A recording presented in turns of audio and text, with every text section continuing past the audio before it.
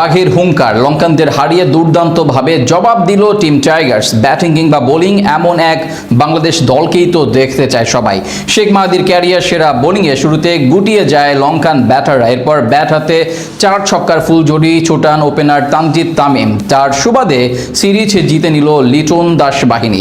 লঙ্কানদের বিপক্ষে বাংলাদেশের এমন জয় নিয়ে বাকিটা জানবো রিপোর্টে। সিরিজ জয়ের মিশনে এদিন টস জিতে বাংলাদেশকে আগে বল করতে পাঠায় শ্রীলঙ্কা। আর ব্যাটিংয়ে নেমে আগ্রাসী শুরুর চেষ্টা করছিল তারা, কিন্তু সেই প্ল্যান বাস্তবায়ন করতে দেননি শরীফুল ইসলাম। প্রথম ওভারের শেষ বলে তার করা ফুল লেন্থের ডেলিভারি উড়িয়ে মারতে গিয়ে ডিপ স্কোয়ার লেগে ধরা পড়েন কুশাল মেন্ডিস। আজ তার কাছ থেকে আসে মাত্র 6 রান। প্রথম 2 ম্যাচে একাদশে না থাকলেও আজ প্রত্যাবর্তন করেন শেখ মাহাদি হাসান। কোচের রাখা আস্থার প্রতিদান দিতে ভুল করেননি তিনি।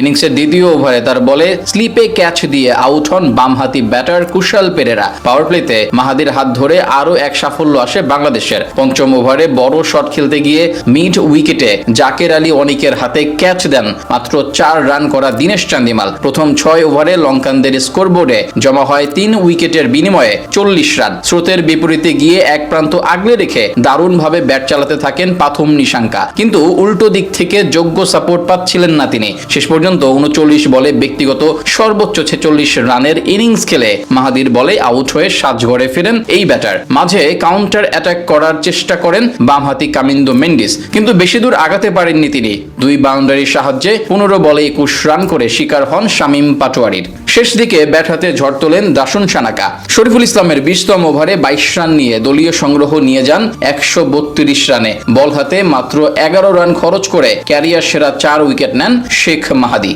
জবাব দিতে নেমে শুরুটা একদমই মনমতো করতে পারেনি বাংলাদেশ। দ্বিতীয় ইনিংসের প্রথম বলে নোয়ান থোসারার এক্সট্রা সুইং করা ডেলিভারি গিয়ে আঘাত হানে পারভেজ হোসেন ইমনের প্যাডে। ফলে এলবিডব্লিউ শিকার বনে এই ব্যাটার ফিরে যান রানের খাতা খোলার আগেই। তবে সেই ধাক্কা সামলে দুর্দান্ত ব্যাট করতে থাকেন তানজিদ তামিম এবং আগের ম্যাচের হাফ সেঞ্চুরিয়ান লিটন কুমার দাস। লঙ্কান বোলারদের তুলোধুনো করে বেশ দ্রুত গতিতে রান তুলতে থাকেন এই দুজন। আগের 2 ম্যাচে বড় স্কোর করতে না পারলেও আজ বেশ সাবলীল ছিলেন তানজিদ তামিম। লিটনকে সাথে নিয়ে ম্যাচ বের করে নিয়ে আসেন তিনি। পাওয়ার প্লেতে টাইগারদের সংগ্রহ দাঁড়ায় 1 উইকেটের বিনিময়ে 47 রান। তাদের 74 রানের জুটি ভাঙেন কামিন্দো মেন্ডিস। তার বলে ডিপ ব্যাকওয়ার্ড স্কোয়ার লেগে ক্যাচ দেন 26 বল থেকে 32 রান করা লিটন দাস।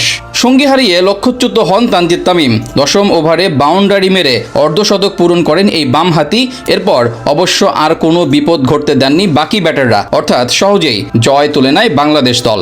তবে সেই ধাক্কা সামলে দুর্দান্ত ব্যাট করতে থাকেন তানজিদ তামিম এবং আগের ম্যাচের হাফ সেঞ্চুরিয়ান লিটন কুমার দাস।